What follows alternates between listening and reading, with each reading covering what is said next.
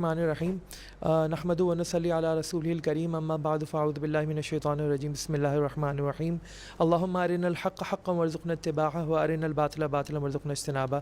السلام علیکم ورحمۃ اللہ. I am welcoming you all who are attending us online and those who are here to this session on sustainable agriculture for the next 25 years. مقصد ہمارے session کا یہ ہے کہ ہم گراؤنڈ ریالٹیز کو ریئلائز کریں اور یہ دیکھیں کہ ہم اس وقت کہاں کھڑے ہوئے ہیں in terms of competitive advantage اور دنیا کس طرف جا رہی ہے, especially when you are considering جو climate realities, the new scarcity of water and the challenges that we face apart from the supply chain issues that the world is facing right now.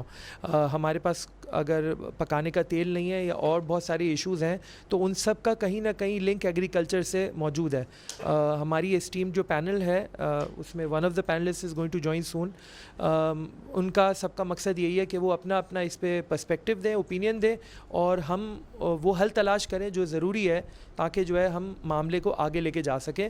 اور یہ جو 22 کروڑ کی population جو آج سے 25 سال بعد 30 کروڑ کی ہو جائے گی, اس کو کس طرح سے فیڈ کرنا ہے اور کس طریقے سے ہم نے انف پروڈیوس کرنا ہے کہ ہم اس کے بدلے میں زر مبادلہ بھی حاصل کر سکیں اور کھانے پینے کی اشیاء کے علاوہ جو چیزیں ہیں ان میں بھی انویسٹ کر سکیں.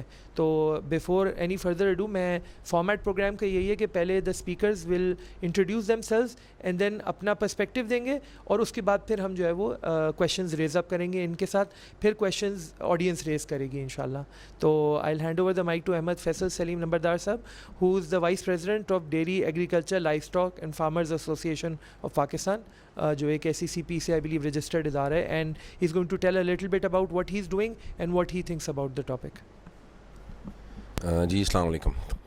میرا نام احمد فیصل ہے, میں dairy agriculture livestock farmer association ڈیلفا کا وائس پریزیڈنٹ ہوں.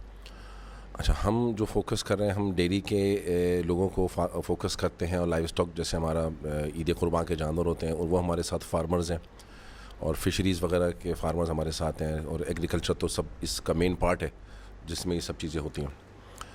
تو اس میں ہر طرح کے لوگ ہیں, اس میں ہر طرح کی اس طرح ہر ایک ڈپارٹمنٹ کی الگ ایک پرابلمز ہیں, ہر ایک اصل مسئلہ یہ ہے کہ ہم اس کو کس طرح سے سارٹ آؤٹ کرتے ہیں انٹرنیشنل لیول پہ.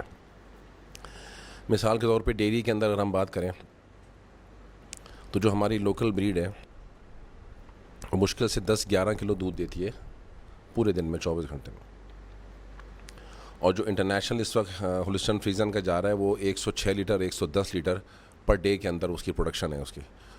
تو اس بریڈ کے اندر انہوں نے کام کر کے اس کو اس لیول پہ پہنچا دیا ہے کہ ایک جس سنگل کاؤ جو ہے وہ 100 لیٹر کے قریب دودھ دیتی ہے, جو یہاں پہ ہمارے یہاں لوگوں کی سوچ میں بھی نہیں ہے. تو اس کے لیے جو ٹیکنالوجی پہ آج کل کام کر رہی ہے, CBG ادارہ ہے اور یواس یونیورسٹی ہے, یہ سب لوگ کے ساتھ ہم مل کے کام کر رہے ہیں. اس کے اندر ہم اپنے فارمرز کو ٹرین کرتے ہیں. ہم نے اس میں سیمینار بھی کرے, بٹھایا بھی لوگوں کو کہ آرٹیفیشل انسیمنیشن اور اس کے ساتھ ساتھ ایمبریو ٹرانسپلانٹ ہم نے اس کے اوپر کام کرا ہے کافی. تو ایمبریو ٹرانسپلانٹ جب جانوروں کے اندر ہوتا ہے تو اس کی وہ جینومکس جو ہے, وہ جینیٹکس خاصیت جو ہے وہ جانوروں کے اندر آ جاتی ہے, اور وہ ایک بہت 10-20 سال کا جو ایک ٹائم پیریڈ ہے وہ 2 سال کے اندر ایک آپ کو ایک پروجیکٹ ہے, اس کے اندر وہ آپ کے پاس جانور کھڑا ہو جاتا ہے. چائنا نے اس بیس کے اوپر جو ہے USA سے کافی بڑی تعداد میں ہولسٹن فریزن لے کے اپنے پاس ایک باقاعدہ ایک انڈسٹری کھڑی کر لی ڈیری کی. ہولسٹن فریزن ایمبریو ٹرانسپلانٹ کر رہے ہیں وہ اس کو باقاعدگی سے, اور اس کے اندر وہ گروتھ لیتے ہیں جانوروں سے, دودھ کی اچھی پروڈکشن لیتے ہیں. اسی طرح لائیو اسٹاک کے اندر آپ جیسے قربانی کے اندر دیکھتے ہیں کہ ہم ایک سے ایک مہنگے سے مہنگا جانور قربانی کا کرتے ہیں. اس کے اندر بھی بریڈ ڈیولپمنٹ بہت ایک اہم چیز رکھتی ہے کہ اس کے اندر ایفیشنسی اس کے اندر آتی ہے. جس سے کہ ایک میٹ اینیمل ہے, برہمن کی ایک بریڈ ہے مثال کے طور پر برینگس ہے, وہ ایک نارمل سی خوراک کے اندر آپ کو 1.5-2 کلو وزن بڑھا دیتا ہے. ہائی پروٹین ڈائٹ کی اس کو ضرورت ہی نہیں ہے. ہماری جو نارمل بریڈ ہے وہ 350 گرام پر ڈے بڑھاتی ہے, ان کی بریڈ جو ہے 2 کلو پر ڈے کا بڑھاتی ہے, جبکہ بریڈ یہیں سے گئی ہوئی ہے. انہوں نے ہی ہماری بریڈ پہ کام کرا. پرابلم یہ ہے فشریز کے اندر ہم اب تک جو ہے وہ تالابوں کے اندر کام کر جاتے ہیں اور بایو فلک کی طرف لوگ کافی چلے گئے. اور ابھی تو فش فارمنگ والوں کے لیے بہت اچھا موقع ہے کہ اس گورنمنٹ نے فش کے اوپر جو فش تھیلیپیا وغیرہ یہ تھائی لینڈ سے ملیشیا سے آتی تھی وہ بین کر دی ہے. تو بڑا اچھا مارجن ہے کہ اس وقت ہم اس کو لے کے چل سکتے ہیں اور اس پہ کام کر سکتے ہیں, اور کام ہو رہا ہے بہت بہترین طریقے سے اس پہ کام ہو. اسی طرح ویٹ کرائسس چل رہے تھے، تو بڑا اچھا کام ہوا کہ ایک 1350 روپے من کی یا 1400 روپے من کے لگ بھگ اس کی پرائس تھی کچھ عرصے پہلے، تو اور 1500 روپے پن پہ اس کی کاسٹ آتی تھی. تو فارمر کو تو سروائیو کرنا ہی مشکل ہوتا تھا کہ کہاں سے سروائیو کرے. تو لوگ جو ہمارے جو فارمر کہتے تھے ہم کیوں اگائیں بھائی، ہم تو اربن ایریاز کے لیے کیوں اگائیں، ہم اپنے لیے اگائیں اور چھوڑ دیں. تو پچھلے کچھ سال پہلے گورنمنٹ نے اس کی سبسڈی پرائز جو تھی وہ 2200 روپے، کچھ جگہ 2000، کچھ جگہ 2500 کری، کیونکہ رشیا سے ہمارے یہاں 2500 امپورٹ ہو رہی تھی. تو انہیں بولے رشیا کو 2500 دینے سے بہتر اپنے فارمر کو 2500-2200 روپے دیں، تو زیادہ بہتر ہے. تو اس پہ آپ دیکھیں اس سال تو شاید کچھ برسات کی وجہ سے کہ ہمارے یہاں خشکا پہلے شروع ہو گیا، برسات نہیں ہوئی تو کراپ ویسے ہی کم ہوگی آلریڈی، لیکن پچھلے سال بہت اچھی کراپ تھی. اور اس کے اندر بھی جو ہے بیج، جو اچھی کوالٹی کے بیج استعمال ہوتے ہیں. میں نے تو ایک جگہ پڑھا کہ ہمارے یہاں تو 60-75 من آتی ہے پر ایکڑ، نیوزی لینڈ کے اندر 115, 120, 150 ایکڑ، 150 من فی ایکڑ پہ ان کا ایک.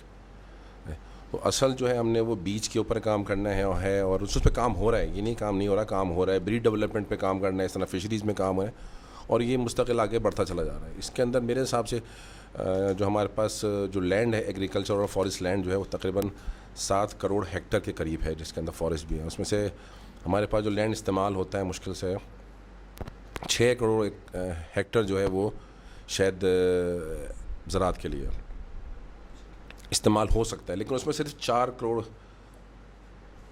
سم تھنگ کچھ ہیکٹر جو ہے وہ استعمال ہو رہا ہے. ابھی 2 کروڑ ہیکٹر کا گیپ ہے. تو دیکھیں اللہ سے امید ہے کہ جو ڈیم وغیرہ بن رہے ہیں سندھ کے اندر بھی کافی برساتی پانی کو اسٹوریج کے لیے انہوں نے بہت کام کرا ہے، اور فیڈرل کے اندر بھی ہو رہا ہے، بلکہ بلتستان پہ بھی ہو رہا ہے. لیکن اس پانی کی سہولت تو ہمیں ملی جائے گی، لیکن اس کے ساتھ ساتھ ہمیں بریڈ ڈیولپمنٹ اور اس کی پروڈکشن پر ایکڑ پروڈکشن پہ ہمیں جائیں گے تو ہمیں بہت زیادہ اس کا facility. Naan traditional crop basically ہم پاکستان جو فوکس کرتا ہے نا وہ بیسیکلی کیش کراپس کے اوپر زیادہ کام ہے، وہ دنیا کے اندر اسی پہ بیس کرتی ہے گورنمنٹ.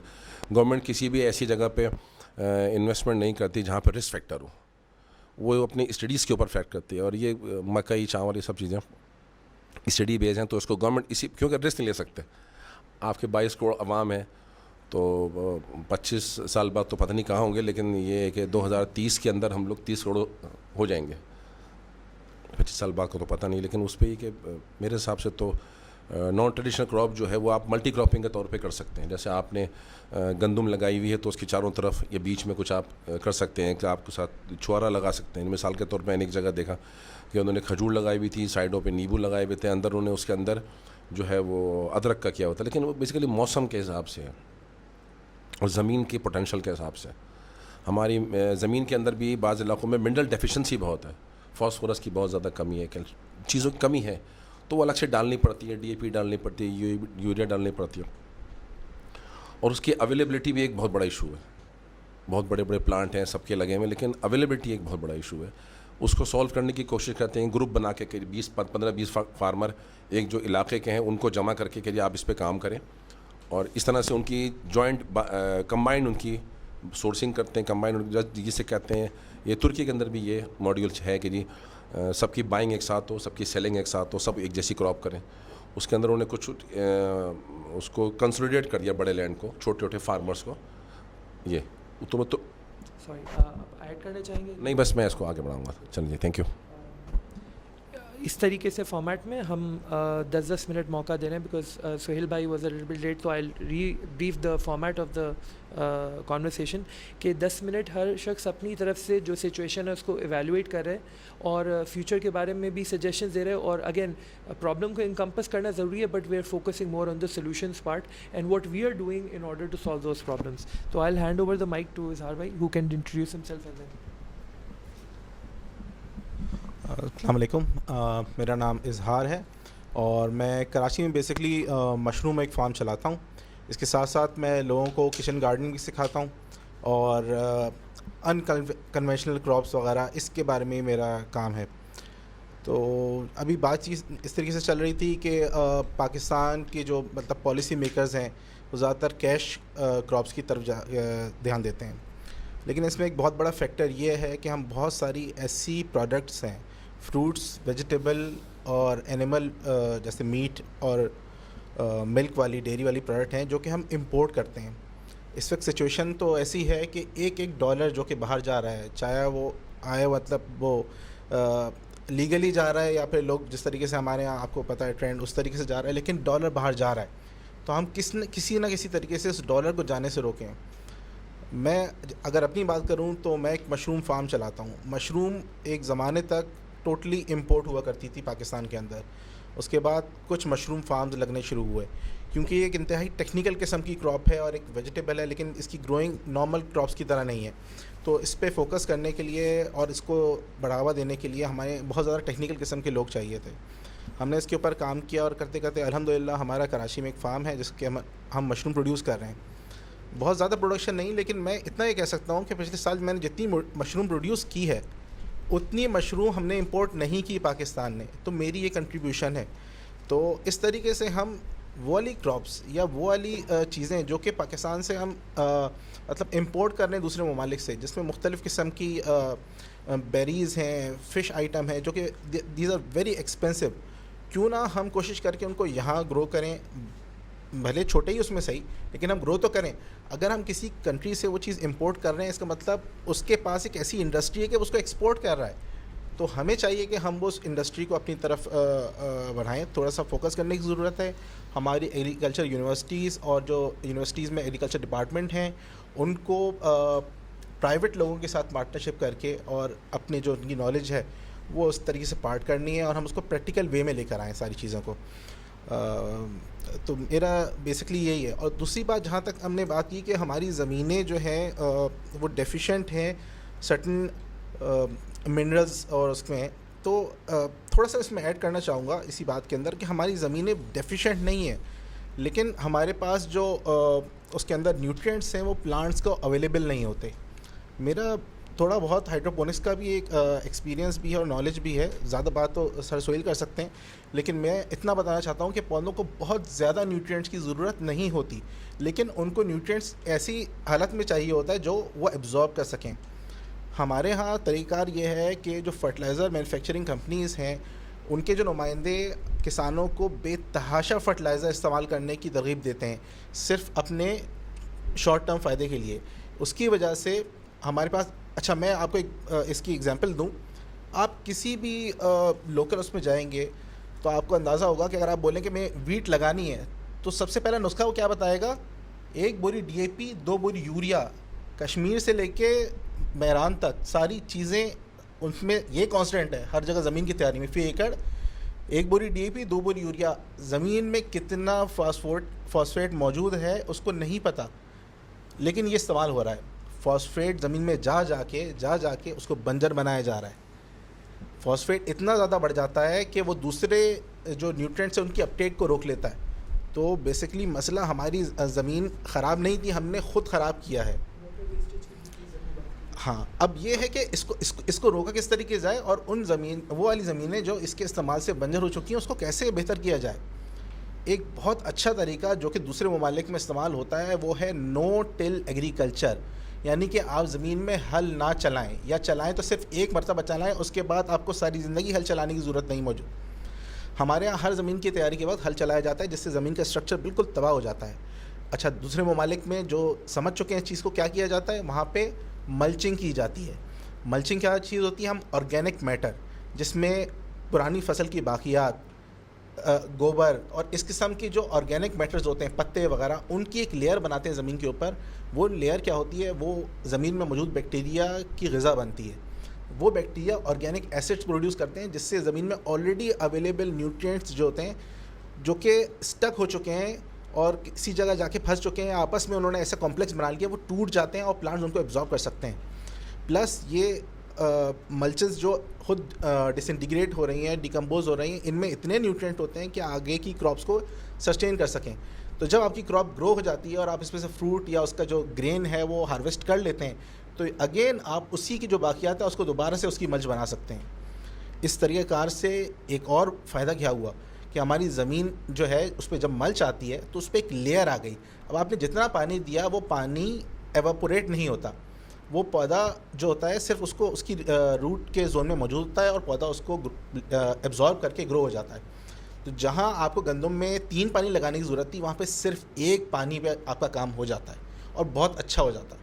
تو ابھی کرائسس آ چکا ہے. ہمارے پاس دسمبر میں اور جنوری میں بہت ہی کم بارش ہوئی ہیں, بہت لو پروڈیوس ہوا ہے ہمارے پاس گندم کا.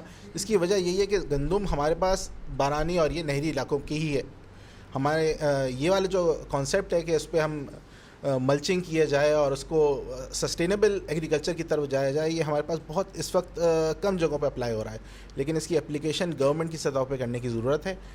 نمبر 2, اس کے اندر بات یہ ہے کہ آپ کو نیوٹرینٹس کی استعمال کرنے کی ضرورت آہستہ آہستہ کر کے بالکل ختم ہو جاتی ہے. اس کی وجہ یہ ہے کہ جو آپ کراپ سے لے رہے ہیں اس کے واپس اس کو وہیں پہ ڈال دے رہے ہیں.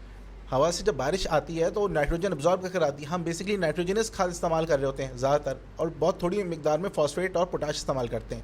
وہ فاسفیٹ اور پوٹاش بیسکلی پودے کے پتے اور اسٹیم بنانے کا کام آتا ہے. اگر ہم اس کو واپس لوٹا دیں گے تو اگین پودا انہیں کو ایبزارب کر کے, جب بیکٹیریا اس کو ڈیکمپوز کرتے ہیں, ایبزارب کر کے گرو کرنا شروع کر دے گا. تو آپ کے کھادوں کا استعمال بھی آہستہ آہستہ کر کے بالکل ختم ہو جائے گا. ٹریکٹر آپ کو چلانے کی ضرورت نہیں ہے. تو آپ خود سوچیں کہ ہم اگر اپنی کاسٹ اتنی کٹ کر رہے ہیں تو اگر ویسے تو ہماری ییلڈ بڑھنی چاہیے. ییلڈ ہماری اس وقت پورے خطے میں سب سے کم ہے, اور ہمارے خطے کی ییلڈ پوری دنیا میں سب سے کم ہے. تو اس وقت ہم دنیا میں سب سے کم ییلڈ والے ملک میں ہیں. لیکن اگر ہماری ییلڈ نہیں بڑھتی خدا نہ خواستہ, لیکن اگر ہماری کاسٹ کم ہو رہی ہے تو پھر بھی ہم تھوڑی ایفیشینسی کی طرف جا سکتے ہیں. تو میں آگے اب سر سہیل کو پھر دعوت دیتا ہوں کہ آپ پلیز